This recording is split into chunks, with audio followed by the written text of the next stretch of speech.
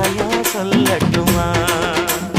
மாமே தரணும் சீரு, ரெண்டு மாங்கா கட்டு தோடு.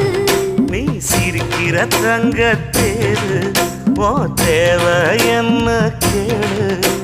வெடல புள்ள நானும் ஒரு விவரம் கேட்க வேணும். ஏ தன்னானே